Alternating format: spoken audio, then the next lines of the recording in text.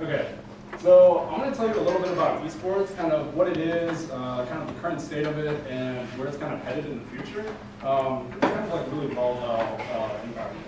So, 15 seconds.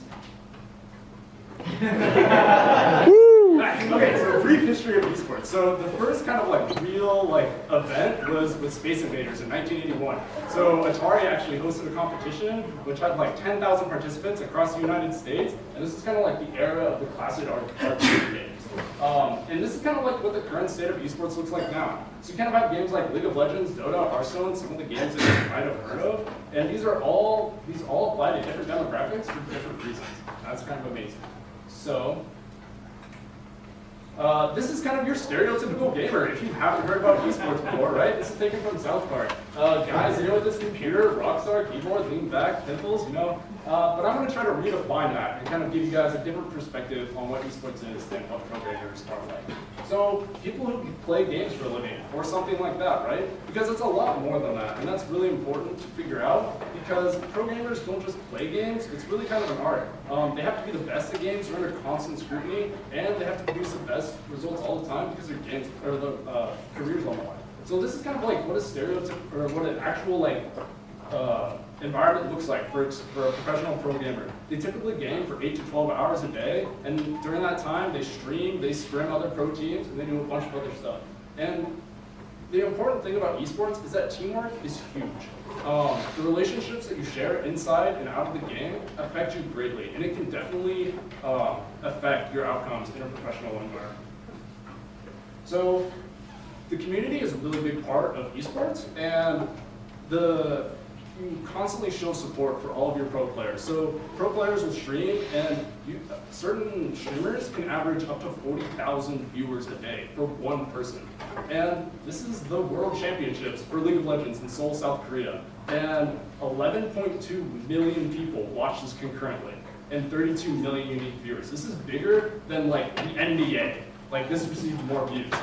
And some of the earnings, just with these three games in 2014, they earned $27 million in prize pools. That's insane. Like the amount of money that people can make from games is just insane. It's mind-blowing. And so there's also a lot of emotion associated with esports. Like your players they're not just your teammates, they're your friends. You share like complex emotions with them, and when someone has to leave your team, it hurts. Like it really affects team composition.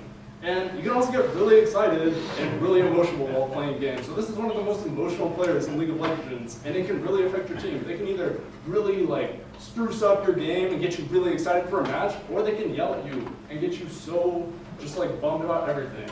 And another important part about esports is the coaches. It's like a sport. You have coaches that will help you and analyze your games, because it's not just a game. These just aren't people playing games. It's actually a complex thing. And people have to analyze games and figure out how to get better. And so this is kind of like the growth of esports. And so as more people view and as the community supports more people, the prize money grows. And the corporations like Riot can provide more tournaments and provide more services and get larger stadiums. And so these are kind of the big names, like corporate sponsors for teams. You have HTC, you have the Air Force Reserve sponsoring teams. Tencent is actually the owners of Riot, which are the makers of League of Legends. And then you have SK Telecom and Samsung. Samsung has 2 teams in Korea. And actually a big part is people are getting visas to play League of Legends. This is just a few years ago. It's actually recognized as a sport. That's insane. It's just they're actually getting work visas to work in the United States from Korea, China, Japan, etc. And esports, it's a franchise. So you have these teams like Team Solo Mid, Team Dignitas, Cloud9, Ocelot, and they're promoting a brand, and they have multiple teams across all these different games. So they play League of Legends, Hearthstone, Heroes of the Storm, etc. And they're just like us. You might look to your left or your right, and that person might be a pro gamer, and you don't even know. They don't look any different than any of us. They look fashionable. They look they're just amazing people, and you wouldn't even know it. And another important aspect is the collegiate scene is actually really amazing. And so recently, League of Legends has kind of been recognized as an NCAA sport. And people are actually getting scholarships to play League of Legends in college, which some of you might think is a little bit absurd, but I personally think it's amazing. And so hopefully this kind of talk is a little bit serious, but hopefully it kind of changed your guys' like minds and kind of about what esports is, where it was, where it's going, and just kind of like just a general state of what it is.